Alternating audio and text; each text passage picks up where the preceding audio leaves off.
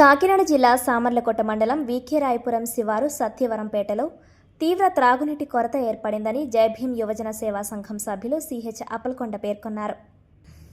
ఈ సందర్భంగా జైభీం యువజన సేవా సంఘం ఆధ్వర్యంలో ఖాళీ బిందెలతో కాకినాడ కలెక్టరేట్ వద్ద దళితులు ధర్నా చేపట్టారు. ఈ సందర్భంగా వారు మాట్లాడుతూ నెలల తరబడి గ్రామ ప్రజలు దళితులు తీవ్ర ఇబ్బందులు ఎదుర్కొంటున్నారన్నారు.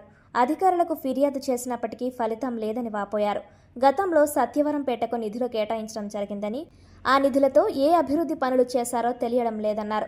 తక్షణమే త్రాగునీటి సౌకర్యం కల్పించాలని, లేని పక్షంలో పెద్ద ఎత్తున ఉద్యమం చేపడతామని హెచ్చరించారు. ఈ కార్యక్రమంలో సంఘం సభ్యులు సిహెచ్ శ్రీను, అరవింద్, రాజు, రామకృష్ణ తదితరులు పాల్గొన్నారు. అసలు సరైన వివాదం ప్రతిరోజు వివాదమేనండి. ఎందుకంటే కనీసం పంచాయతీకి 25 లక్షల రూపాయల ఫండింగ్ వచ్చిందండి. అందులో ఒక్క రూపాయి కూడా మా సచివరంపేటకి ఖర్చు పెట్టలేదండి. ప్రతిదీ కూడా పైప్ లైన్ మా సమస్య కోసం, మరమ్మతుల సమస్య కోసం, లేదంటే మోటార్ కోసం అన్నీ కూడా ఖర్చు పెట్టారు తప్ప మా సచివరంపేటకి నీటి సమస్య అనేది తీర్చలేదండి. దళిత వారం చివరిన ఉన్నామండి. మమ్మల్ని ఎవరిని పట్టించుకోవట్లేదు. ఎందుకంటే అధికారులు చెప్తున్నారు, మీకు ఎందుకు 2 రోజుల్లో సాల్వ్ చేస్తాం, 3 రోజుల్లో సాల్వ్ చేస్తాం అంటున్నారు తప్ప ఈ ఎన్ని రోజులైనా అలా నెల గడిచిపోతున్నాయి తప్ప నిన్నంతా మేము కలెక్టరేట్కి వస్తామని చెప్పేసి అడవాడు చేస్తే ఈ రోజు కానీ నిన్న కానీ ట్యాంకర్ మాత్రం పంపించారండి. అధికారులు కూడా ఈరోజు వచ్చి మీరు వెళ్ళకండి అమ్మా, మేము సాల్వ్ చేస్తాం అని చెప్పేసి వచ్చారండి. ఎంపీడీ గారు అందరూ కలిసి.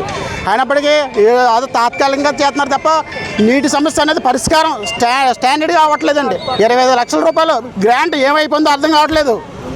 దానికి సంబంధించి ఒక కమిటీ వేసి ఖచ్చితంగా ఎవరికి ఏ పేటకి ఎంత ఖర్చు పెట్టారన్నది నిగ్గు తేల్చాలండి. మీ పేరు చెప్పండి. నా పేరు అప్పలకొండ అండి. నీటి సమస్య లేకుండా చేయాలి సార్. పంచాయతీ అండి, చివరి సచివారంపేట అండి. మేము అంతా ఒక కులవాళ్ళు అండి.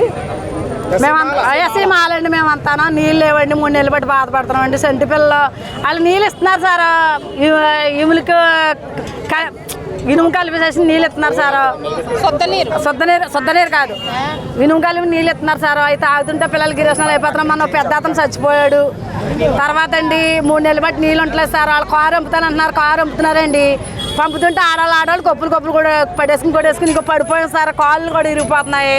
మాకు నీళ్ళు చాలా ఇబ్బంది అండి. అధికారులతో మాట్లాడుతుంటే పంపుతాం అంటున్నారండి. నీళ్ళు అయితే తేడాగా ఉన్నాయండి. మాకు మంచి నీళ్ళు కావాలండి.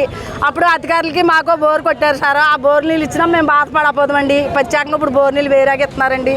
అదన్నా మాకు ఊరు 400 గడప 500 గడప ఉంది సార్. అది అందరికీ నీళ్ళు చాలతలేదండి. 2 ట్యాంకులు ఇస్తున్నారు. 2 రోజులకోసారి 3 రోజులకోసారి ట్యాంక్ ఇస్తున్నారు సార్. నీళ్ళు చాలతలేదు. పల్లవాళ్ళకి వస్తున్నాయి, మెరక వాళ్ళకి రావట్లేదండి. మెరక వాళ్ళు బాధపడిపోతున్నారండి. సంటి పిల్లలు నీళ్ళు లేక కుళాయి నీళ్ళు ఇస్తుంటే తాగేసి పిల్లలకి కిరోసనాలు అయిపోతున్నాయండి. పెద్దవాళ్ళు కడుపు నొప్పులు వచ్చేస్తున్నాయండి. మీరు అధికారులందరూ మా మీద కొత్త దయ చూపించి మాకు నీళ్ళు మార్చాలండి. మాకు బోరు కొట్టమని అడుగుతున్నామండి. బోరు కొట్టేదాకా పాత నీళ్ళు ఇప్పించమని అడుగుతున్నామండి.